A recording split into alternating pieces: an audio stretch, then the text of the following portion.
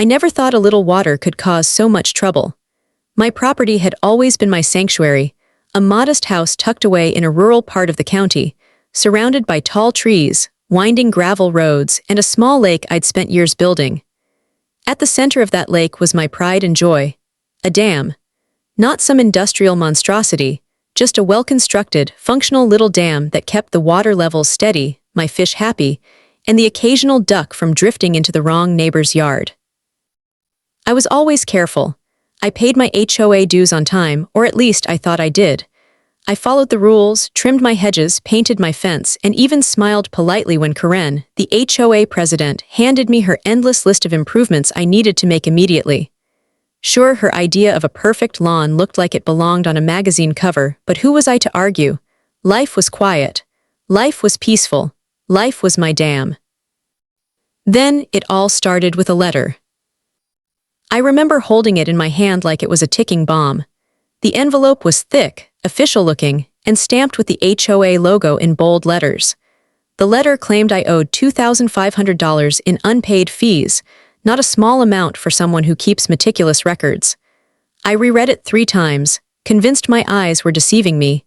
Maybe it was a prank. Maybe the HOA had accidentally sent me someone else's bill. I tried calling. Of course, no one picked up. I sent an email. No reply. So I did what any reasonable homeowner would do. I ignored it. I figured they'd realize their mistake and I'd never have to deal with this absurdity. Big mistake. That night, I went to bed thinking everything would be fine. I mean, who comes to demolish a dam over $2,500 in unpaid fees? Certainly not an HOA, right? Wrong. Around midnight, I was woken by the sound of heavy machinery, chainsaws revving, and a noise I can only describe as a giant metal claw grinding against wood. At first, I thought I was dreaming. Maybe a storm had knocked down a tree, but the sound was too deliberate, too controlled. Something was happening. Outside, on my property. I threw on a jacket and ran to the window. My heart sank.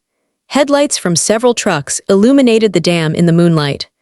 Contractors in helmets and reflective vests were wielding chainsaws and sledgehammers like demolition artists, tearing into the structure I had spent years building.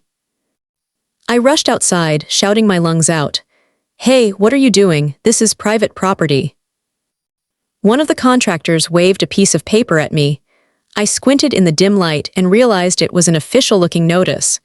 They had crossed every line, but they were convinced they were right. "Unpaid fees, sir." We are authorized to proceed," one of them said in a tone that suggested I was the unreasonable one. I looked around for the HOA president, Karen, of course, but she wasn't there. Probably sitting in her perfectly manicured living room, sipping wine, and smiling smugly while her minions did her dirty work. Meanwhile, my dam, the very thing keeping my lake from draining into the valley, was being torn apart piece by piece. Panic set in. My feet splashed in the muddy bank as I ran closer, helpless to stop the destruction. Water started spilling through the gaps that had once held it safely in place. Fish flopped desperately in the shallow stream forming beneath the crumbling dam. My ducks, yes, I had ducks, quacked angrily, circling in confusion. I felt like the villain in some bizarre HOA horror show, except the script was being written in real time. I tried reasoning with the contractors. I explained the environmental impact, the property damage, the possible neighborhood flooding. They just nodded, glanced at the papers in their hands, and continued. One even offered me a helmet. "For safety," he said, as if that justified the absolute chaos surrounding me. By the time I realized the dam was beyond repair, water was rushing down the valley, heading straight toward my neighbors' properties. I had no control, no authority, and no plan. All I could do was watch and pray. I went back inside, soaked, muddy, and seething. I paced my living room, staring at the letter that had started this nightmare. $2,500. That's all it took to set off a chain reaction that could destroy everything I had worked for. And deep down, I knew this wasn't just about fees. This was about power, control, and the absurd arrogance of an HOA that thought it could bulldoze anyone who questioned its authority. As I lay awake that night, the sounds of rushing water echoing in my ears, I made a silent promise. They will pay for this. Not today, maybe not tomorrow, but they will understand that a small dam is worth more than all their rules combined. And that's when I realized, the real story wasn't just my dam. It was about what happens when you push the wrong person too far. The morning sun had barely started stretching its light across the valley when I stepped outside and realized the full scope of what the HOA had done. My dam, once the proud centerpiece of my property, was nothing more than a pile of wood, concrete chunks, and a sad trickle of water. But the devastation didn't stop at my property line. Water was moving fast, creeping down the gentle slope that separated my land from my neighbors' houses. Muddy streams had formed where there were once dry gravel paths. My ducks were swimming frantically in puddles that had no right being there. Fish were scattered everywhere, flopping helplessly in shallow pools. And worst of all, the first house downhill, Mr., was already taking on water. I sprinted over, shouting his name. "Get out of there, your basement." But it was too late. Water was creeping under the door, soaking the carpet. Mr., a man known for his patience and calm demeanor, was now waving his arms like a madman, shouting at the sky. I had never seen him so panicked, and honestly, it terrified me. Because if water could ruin his house so fast, what about the rest of the neighborhood? I tried calling the HOA. Again, no answer. I sent frantic emails, texts, even carrier pigeon, okay, not the last one, but it felt that desperate. Nobody cared. To them, apparently, $2,500 in unpaid fees justified turning someone's property, and possibly the entire neighborhood, into a miniature flood zone. By mid-morning, I realized the chaos was spreading like wildfire. Mrs. Driveway had collapsed, sending her car into a shallow trench filled with mud and water. The Hendersons' backyard had transformed into something resembling a swamp, complete with floating garden gnomes. It was ridiculous and horrifying all at once. Humor, sure, there was a little. The absurdity of the situation was almost comical, if it weren't my neighbors' homes sinking into literal mud. I mean, garden gnomes floating down the makeshift river. I could barely keep a straight face while calling 911. But the panic in everyone's eyes quickly reminded me this was serious. Very serious. I realized then that the dam wasn't just holding back my lake. It was regulating the water table for the entire neighborhood. My little private project was doing more than keeping my fish happy. It was protecting everyone downhill from disaster. And the HOA, in their infinite wisdom, had just removed that safety net overnight. The morning continued in a blur of frantic phone calls, shouting, and mud-covered shoes. I did what I could to help. I grabbed sandbags from my garage, trying to redirect water away from houses, and I yelled at neighbors to move their cars, save their belongings, anything. But no amount of sandbags could stop what was happening naturally. The land itself was shifting, and gravity was doing the rest. By noon, the entire street was flooded in some form.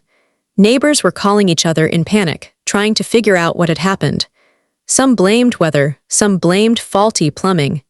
Nobody yet realized, or at least nobody admitted, that the HOA had demolished the dam. I didn't know whether to tell them immediately or let the situation play out just long enough for reality to hit. I walked down to the bottom of my property and watched the water gather speed, collecting debris as it went. It was like a miniature river, carving a path through the neighborhood as if it had a vendetta. My chest tightened. I had thought I was just protecting my own property. Now I realized my mistake. Ignoring this wasn't an option. This was bigger than me, bigger than the dam, bigger than unpaid fees. And then it hit me. The real story wasn't about a destroyed dam. It was about the people who thought rules were more important than safety, who thought authority gave them the right to destroy someone else's property without consequence. That arrogance was about to come crashing down, though I had no idea just how. By late afternoon, the HOA finally sent a representative, someone in a crisp suit with a clipboard, who stared at the chaos with what I can only describe as polite indifference. "We were within our rights," he said flatly. "Your dam was illegal and the fees are overdue."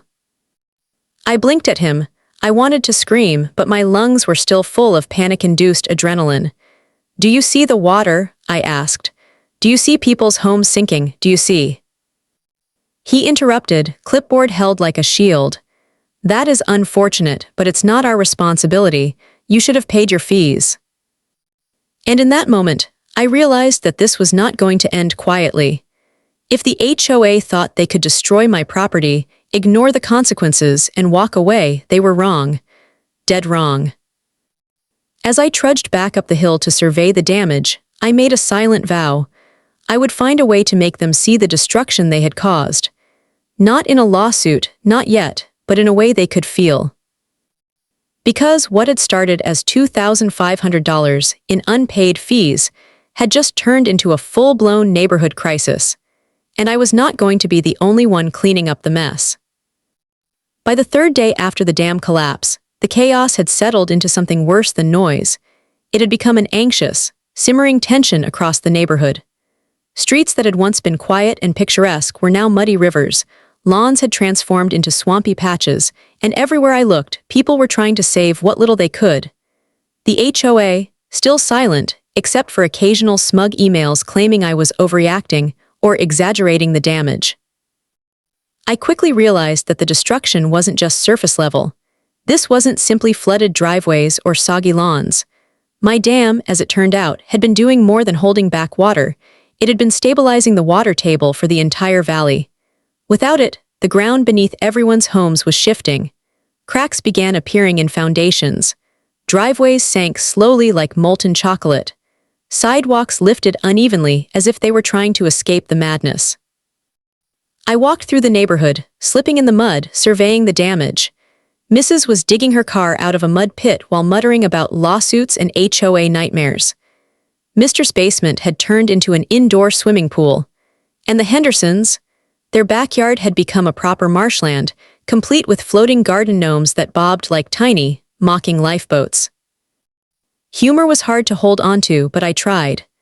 "I didn't realize I was the neighborhood's water department," I muttered to myself, wading through the water, fishing out a particularly defiant gnome. But behind the jokes, panic was real. This was escalating fast, and I had a sinking feeling that the HOA had no idea the magnitude of the disaster they had caused, or worse, that they simply didn't care. I started documenting everything. Photos, videos, notes, every crack, every muddy patch, every terrified duck.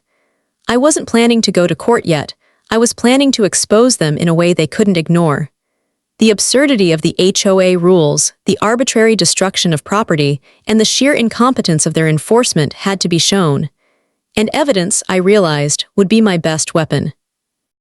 But the longer I walked through the neighborhood, the more I noticed strange patterns in the destruction.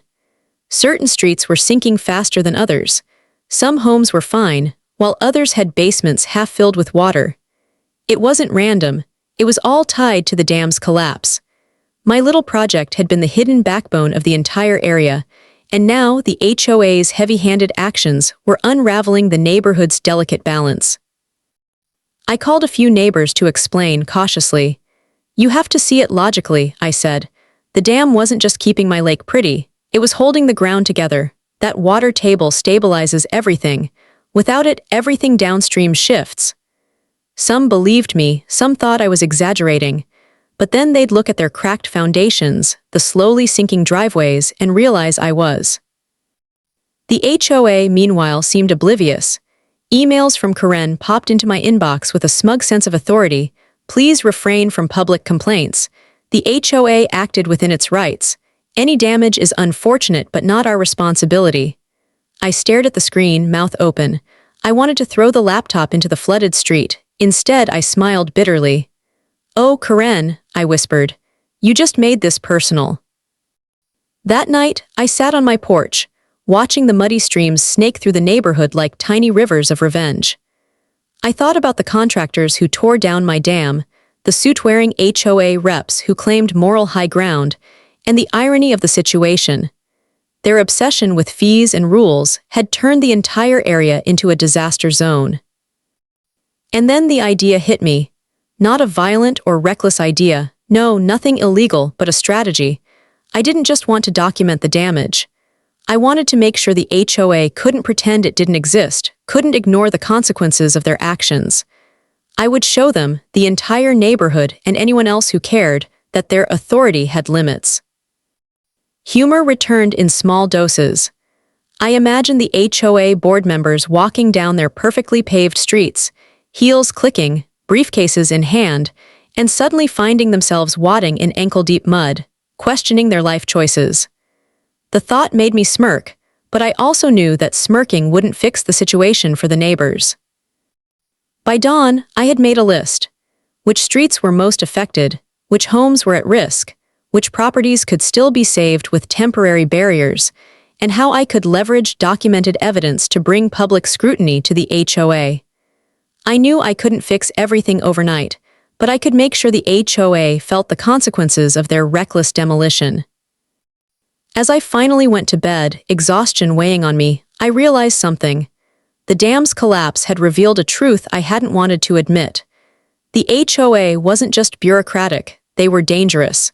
And if they could destroy my property with impunity, they could do the same to anyone. I clenched my fists under the covers and whispered to the ceiling, "Not on my watch. You wanted chaos? Fine, but the story isn't over. The moment of reckoning is coming. And when it does, the HOA won't see it coming." By the fourth day, the neighborhood was buzzing with a mix of frustration, panic, and disbelief. Streets were still, driveways were sunken in patches, and some houses looked like they had been abandoned mid-apocalypse. And yet, the HOA seemed completely unconcerned. In fact, their official response was downright infuriating. I had decided it was time to confront them directly. I scheduled a meeting, expecting at least a hint of accountability. Maybe an apology, a shrug, anything human. What I got instead was, well, nothing I could have prepared for.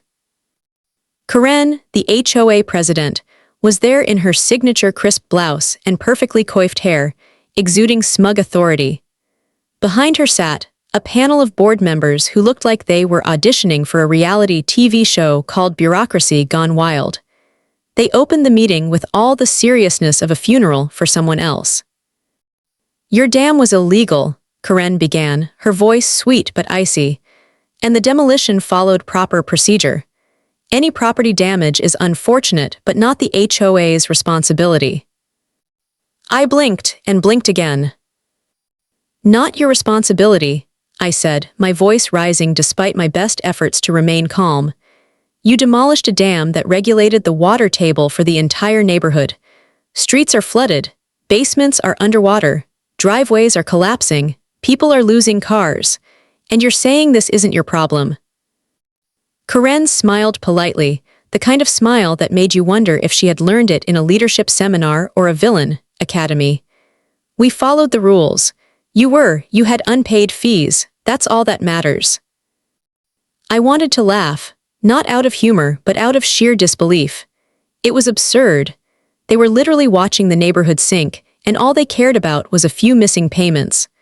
I wanted to grab a sledgehammer and point to the chaos outside, but I settled for packing the room instead. The board members chimed in with their own pearls of wisdom. One man, holding a clipboard, said, "Homeowners are responsible for any consequences arising from their illegal structures. The HOA cannot be liable for individual mistakes." I stared at him. "You mean the entire neighborhood is liable for my mistake? Are you serious?" Another woman nodded gravely, adding, "We are simply enforcing rules. That's our job. Any damage is incidental." I could feel my blood pressure rising, but I took a deep breath. I realized yelling wasn't going to help. Instead, I leaned in, trying to make them understand logically. "Do you see the water outside? Do you see people's homes sinking? This isn't incidental. You've destabilized the land. If I didn't step in, entire streets would be washed away." Karen's expression didn't change. She scribbled something on her notepad, probably a reminder to order new garden gnomes. I left the meeting feeling more frustrated than ever. But a thought had begun to form in my mind, sharp and precise. If the HOA wasn't going to take responsibility, then they were about to feel the consequences of their actions in a way they couldn't ignore. That evening, as I walked through the neighborhood, I noticed how fear and frustration had turned into something else, people looking to me for guidance. Mrs. asked how she could prevent more flooding. Mr. wanted tips on shoring up his basement walls. Even the Hendersons, still wading through their backyard swamp, started taking my advice seriously. It was oddly empowering, though tinged with dark humor. Here I was, the supposed rule breaker responsible for an illegal dam, now acting as the de facto neighborhood engineer, water manager, and crisis coordinator. Who knew a little lake could make someone so influential? By the time the sun set, I had formulated a plan. Not a reckless or dangerous one, this wasn't about getting revenge in a childish way, but a strategic plan to show the HOA that their arrogance had limits. I would document everything: flooding, shifting ground, damaged property, and failing infrastructure. Photos, videos, timestamps. I'd show them, the neighbors, and anyone else willing to listen that this disaster was not my fault, it was theirs. And humor, of course, was my secret weapon. I imagined the HOA board members walking down streets slowly sinking into mud, stepping over floating garden gnomes, and realizing just how out of control their rules enforcement had become. It was petty, yes, but satisfying even in the smallest mental way. As I finally went inside that night, soaked from helping neighbors and covered in mud, I realized something crucial. The HOA's denial had turned a local disaster into a full-blown crisis, and it was only going to get worse for them. Because ignoring reality never works, not when the ground itself is pushing back. By the fifth day, the neighborhood was no longer just anxious. It was awake. Not in the sense of mornings or alarm clocks, but fully alert to the fact that the HOA's careless demolition of my dam had unleashed a disaster nobody saw coming. Streets were rivers, lawns were transformed into temporary wetlands, and sidewalks jutted up at odd angles as the earth shifted beneath them. Every house seemed to carry a story of impending doom, and neighbors were calling me nonstop for advice. It was strange, really. For weeks, I had been the quiet homeowner, waving politely to people as I trimmed my hedges or adjusted my dam. Now suddenly I was the expert, the person everyone turned to. "What do we do about the flooding?" asked Mrs., her voice sharp with panic but tinged with hope.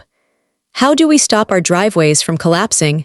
cried Mr., pointing at the rapidly growing crack along his garage foundation. And even the Hendersons, wading knee-deep in mud, looked to me like I held the solution. I couldn't help but smirk at the irony. For years, the HOA had treated me as a minor troublemaker, someone who didn't follow their perfectly curated rules. Now they were irrelevant. I was the one with the knowledge, the one who knew how the water behaved, the one who could prevent further chaos. My dam, destroyed though it was, had left a gap in understanding that only I could fill. I started walking through the streets, offering guidance, coordinating small repairs, and setting up temporary barriers with whatever materials I could scrounge. Sandbags, wooden planks, even old garden hoses became tools in the fight against the encroaching water. I explained to neighbors that the damage was not random. It was all tied to the collapse of my dam. The water table was destabilized, and gravity was working against us. Some neighbors still didn't fully believe me at first. "Surely the HOA will fix this," one man muttered as he watched muddy water lap at his mailbox. I tried to hide my laughter. "Fix it? They can barely answer an email. You think they care about water?" I said, wading through a stream that had formed where his driveway once was. Word began to spread quickly. More neighbors joined in, helping sandbag, redirect water, and protect what they could. There was a strange mix of frustration and unity. People were angry, yes, but they were also starting to see me as a leader in the chaos. It was empowering in a way I hadn't anticipated. And then came the ironic part. The HOA board, who had spent days sitting in air-conditioned offices pretending nothing was wrong, finally began to panic. I got a few emails from Karen herself, carefully worded but desperate. "Please calm the residents. We are reviewing the situation." Reviewing. Like 3 days of floods, cracked foundations, and sinking streets could simply be reviewed. I smiled. "Oh, they're starting to feel it," I thought to myself. "Just wait until the public sees this." I began documenting everything. Not for revenge, not yet, but so the world could see the consequences of careless authority. I took photos of mud-filled streets, videos of submerged gardens, timestamps of water levels, and even aerial shots using my drone. Every piece of evidence was a silent argument. The HOA's rules might have been enforceable on paper, but the real-world consequences were undeniable. Neighbors started looking at me differently. Some offered to help coordinate, others asked for advice on preventing further damage, and a few even said quietly, "We should have listened to you months ago." It was a strange mixture of vindication and responsibility. I hadn't asked to be the hero, but in the absence of competent authority, the role had fallen to me. That evening, I walked to the top of my property, overlooking what was left of my lakebed and the slow-moving streams that cut through the neighborhood. I realized that the true impact of the HOA's actions wasn't just physical, it was social. People were scared, but they were also starting to think critically, questioning authority, and working together to solve problems. And then I had an idea. Not a reckless one, but a calculated strategy to make sure the HOA felt the weight of their negligence without endangering anyone. I would continue helping the neighborhood while building a record, photos, videos, reports, that would eventually force the HOA to answer for their actions. Public scrutiny, expert opinions, maybe even local news coverage. As I sat on my porch that night, watching neighbors paddle through shallow puddles to rescue their mail or pets, I realized something crucial. The destruction of my dam had inadvertently revealed the fragility of the entire neighborhood's safety.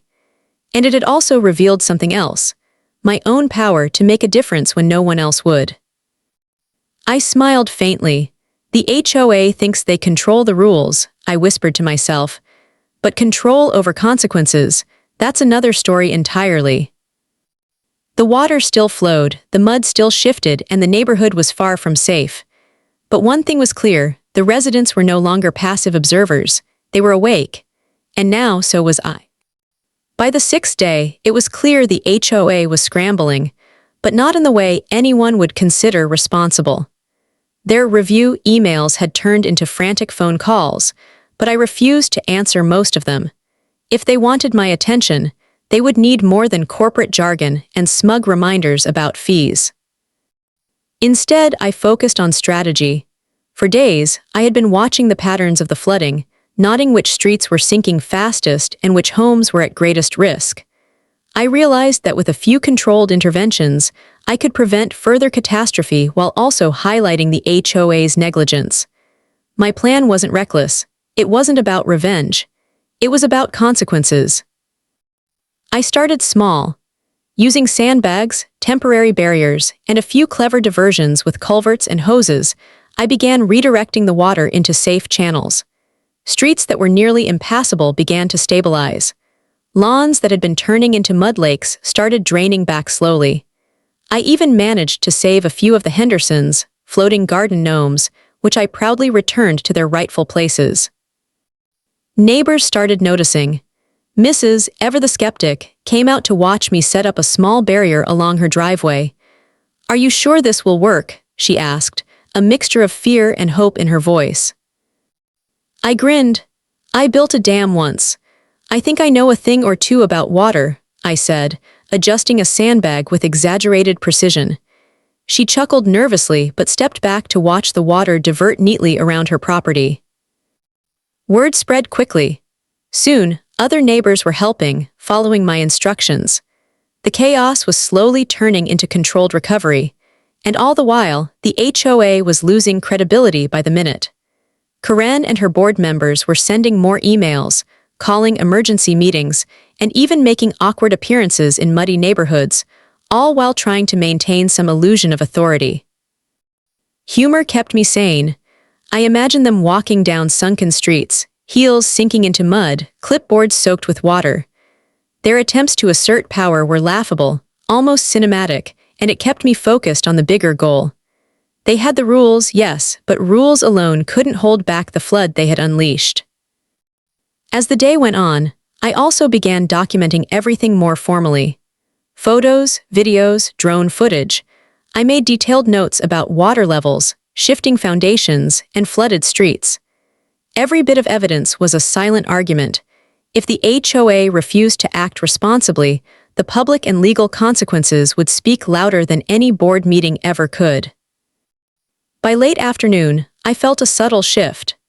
Neighbors who had initially looked at me skeptically were now actively following my lead. Kids were helping stack sandbags, homeowners were reinforcing temporary ditches, and even Mr., the usually stoic man with the flooded basement, offered to organize a small volunteer team to help the rest of the street. It was empowering in a way I hadn't anticipated. For years, I had been treated as a minor annoyance, someone who didn't conform to the HOA's perfect rules. Now, I had influence, not because of a title, but because I had the knowledge and courage to act where the HOA refused to. Meanwhile, Karen's emails became increasingly frantic, some bordering on absurd. Please cease public complaints about the flooding. Your actions are not authorized by the HOA. I couldn't help but laugh. Authorized by the HOA, I was redirecting water to save homes while their board sat in air-conditioned offices, writing letters that made no difference at all. And then I realized something crucial. I wasn't just stabilizing the neighborhood, I was building leverage. Every photo, every note, every successful diversion became proof of what the HOA had done wrong. And when the time came, this evidence would be undeniable. I would not need to shout, scream, or throw mud at anyone. The truth was self-evident, and the HOA's arrogance would be exposed. By sunset, the neighborhood looked a little less chaotic. Streets were passable again, lawns were still muddy but not underwater, and my neighbors were beginning to feel hope. I looked out over the valley, the sun casting long shadows over what had once been my lake, now an empty bed with small trickles running through it. I whispered to myself, "You wanted chaos, fine, but the game isn't over.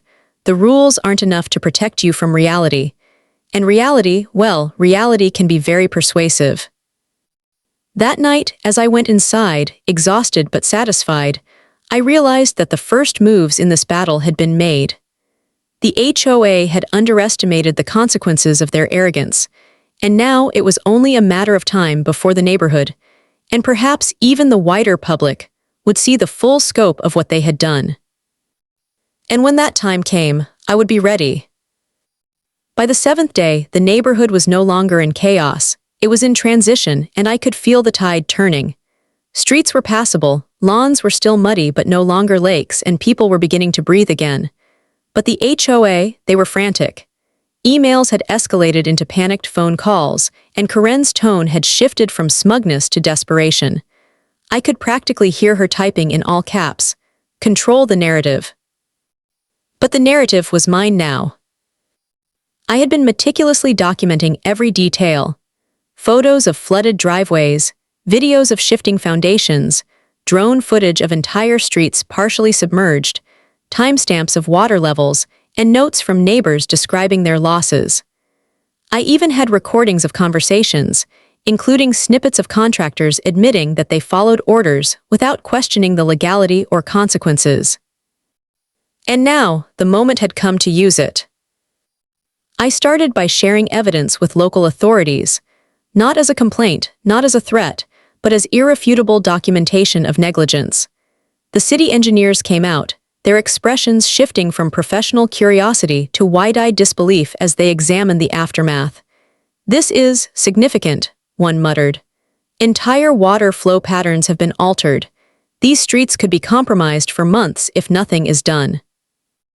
The irony was delicious. The HOA had spent so much time enforcing rules about fence heights, paint colors, and mailbox designs, yet they had overlooked the fundamental responsibility of keeping their neighborhood safe. And now, external professionals were seeing what I had known all along. The dam, illegal or not, had been a critical piece of infrastructure. Its destruction had triggered a cascade of consequences that no HOA bylaw could justify. I also reached out to the media. I didn't want sensationalism, I wanted truth. A local news crew arrived, cameras rolling, as I walked them through streets still dotted with sandbags and carefully diverted water. I explained what happened, step by step, pointing to collapsed driveways, cracked foundations, and the slowly recovering lake bed. Karen, of course, was alerted. I imagine she watched the crew film from the sidelines, face red, hands clutching her perfectly manicured clipboard, trying to decide whether to interrupt or stay silent. She chose silence, and wisely so. By now, the evidence spoke louder than any of her defenses. Neighbors were beginning to understand something profound. Their little rebellion against my illegal dam had been misdirected. I had been the one trying to protect everyone, and the HOA had been the architect of the chaos. Mrs. even whispered to me as we walked along a stabilized street, "I don't know how you stayed calm through all this. You saved us." I shrugged, covered in mud, with a wry grin. "I just used what I knew," I said, and documented the rest. By the afternoon, the board had convened an emergency meeting of their own, this time not to lecture homeowners, but to scramble defensively. Emails poured in from city officials demanding reports, from media outlets requesting interviews, and from lawyers requesting evidence.